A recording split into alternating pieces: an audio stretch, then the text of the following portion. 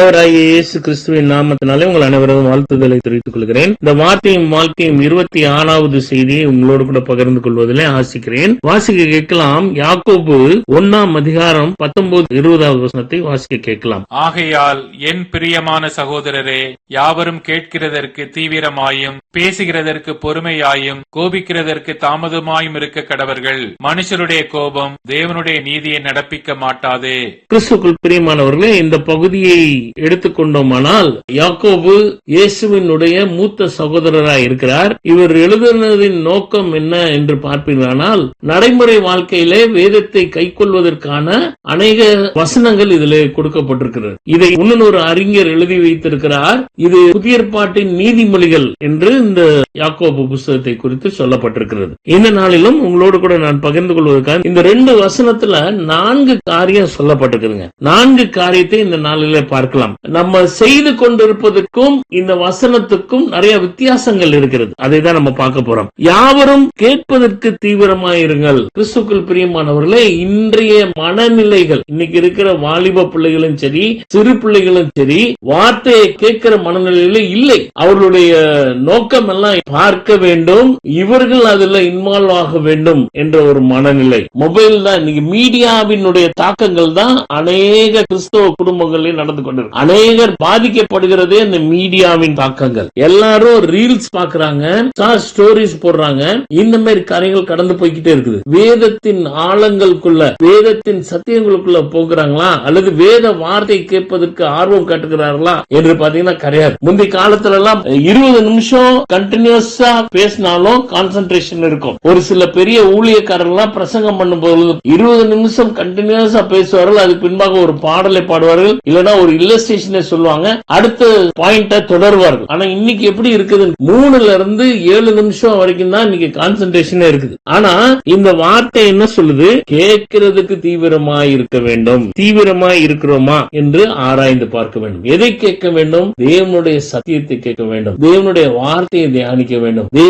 தேவன் மூலமாய் ஊழியக்காரர்கள் மூலமாய் கொடுக்கிற செய்தியை கேட்பதற்கு தீவிரமாய் இருக்கிறோமா? நம்மளை நாமே ஆராய்ந்து பார்க்க வேண்டும். கேட்கிறதுக்கு தீவிரமாய் இருந்தோமானால் யார் பேசுறதையும் கேட்கறதுக்கு தீவிரமா இருக்க வேண்டும். இன்னைக்கு எப்படி இருக்குன்னா, பாதி பேசிட்டு இருக்க விட்டுட்டு போயிடுறாங்க, பாதி கேட்டுக்கிட்டே போயிடுறாங்க. அந்த மனநிலை மாற வேண்டும். இந்த மீடியால வர காரியங்கள் எல்லாம் நம்ம வாழ்க்கைக்கு ஒத்து வராத காரியங்களா இருக்குது என்பதை நாம் புரிந்து கொள்கிறவர்களாய் காணப்பட வேண்டும்.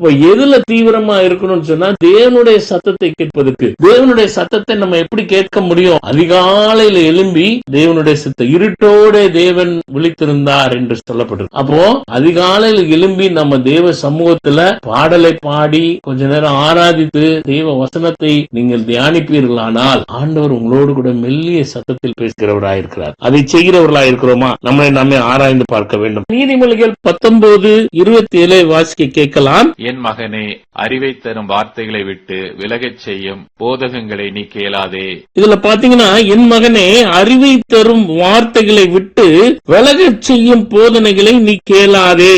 எதை கேட்க கூடாதுன்னு இந்த வேதம் சொல்லுகிறது. நமக்கு அறிவை விட்டு விளக்குகிற காரியம் தான் இன்னைக்கு மேலோங்கி இருக்கிறது. அதை நாம் தவிர்க்கிறவர்களாய் இருக்கிறோமா என்பதை ஆராய்ந்து பார்க்க வேண்டும். 2வது காரியம் இந்த பகுதியில் சொல்லிருக்குது, பேசுகிறதுக்கு பொறுமையா இருங்கள். பேசுகிறதுக்கு பொறுமையா இருக்கிறோமா அப்படின்னு பாத்தீங்கன்னா, நிறைய பேர் என்ன நினைக்கிறோம் கேட்டீங்கன்னா, நம்ம பேசுகிற வார்த்தை என்ன என்று அறியாமல் அல்லது அதனுடைய பின் விளைவுகள் என்னவாகும் என்பதை நினைத்து பார்க்காமல் பேசுகிறவர்கள் அநேகர் இருக்கிறார். அப்படிப்பட்ட வார்த்தைகளை நாம் விடாதவர்களாய் இருக்கிறோமா என்று ஆராய்ந்து பார்க்க வேண்டும். நீதிமொழிகள்ல 10-19 சொற்களின் மிகுதியால் பாவம் இல்லாமற் போகாது, தன் உதடுகளை அடக்குகிறவனோ புத்திமான். தேவையற்ற வார்த்தைகளை நம்ம பேசாமல் இருக்கிறோமா? நம்மளை நாமே ஆராய்ந்து பார்க்க வேண்டுங்க. இன்னைக்கு அநேகர் என்ன பேசுறாங்கன்னா, என்ன பாதிப்பை உண்டாக்கும் என்பதை அறியாமல் பெற்றோரை அவமதித்து பேசுகிற வார்த்தைகள் இருக்குது. அது தாத்தா பாட்டியை அவமதியான வார்த்தையை பேசுகிறார்கள். இந்த மாதிரி காரியங்களை தவிர்க்க வேண்டும். அப்ப பேசுகிறதுக்கு பொறுமையாய் பேசுகிறவர்களாய் நாம் இருக்கிறோமா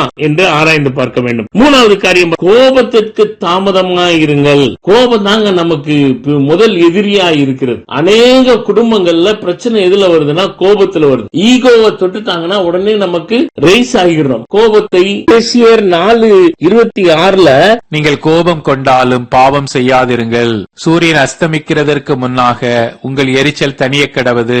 கோபம் பண்ணாலும் பாவம் செய்யாம இருக்கோம்னா கோபத்தினால பாவம் பெருக ஆரம்பித்து விடுகிறது. வார்த்தைகள் தடுமாறி அநேகர் உள்ளங்களை பாதிக்கிற அளவுக்கு அந்த கோபம் பாவத்துக்குள்ள நம்மளை தள்ளி கொண்டு போகிறது. ஆனா சரி கோபிச்சிட்டோம், சண்டை போட்டுட்டோம், மன்னிக்கிறவர்களா இருக்கிறோமா அப்படின்னு பாத்தீங்கன்னா அதுவும் இல்லாமல் போய்விட்டது. இந்த வார்த்தை நம்ம கற்றுக் கொடுக்கிற காரியம் எப்படின்னா, காலமா கோபப்பட்டீங்கன்னா சாயங்காலம் வந்து மன்னிப்பு கேட்டு ஒப்புரவாக வேண்டும். அதான் வசனம் சொல்லுகிறது. ஆனா கோபம் வராம இருக்காது. கோபம் வந்தாலும் பாவம் செய்யாமல் கோபப்படுகிறவர்களாய் காணப்பட வேண்டும். அது மாத்திரம் அப்படியே கோபப்பட்டாலும் அன்னைக்கு இரவுக்குள்ள சமாதானம் ஆகிவிட வேண்டும். அதுதாங்க இந்த பகுதியில் பார்க்கிறோம். யாரும் கேட்கறதுக்கு தீவிரமாயும் பேசுகிறதுக்கு பொறுமையாயும் கோபிப்பதற்கு தாமதமாய் இருக்கணும்னு சொல்லி வார்த்தை சொல்கிறது. ஆனா நம்ம வாழ்க்கையில மாறி நடக்கிறது. கோபத்துக்கு முதலிடம் பொறுமையா இருப்பதே கிடையாது.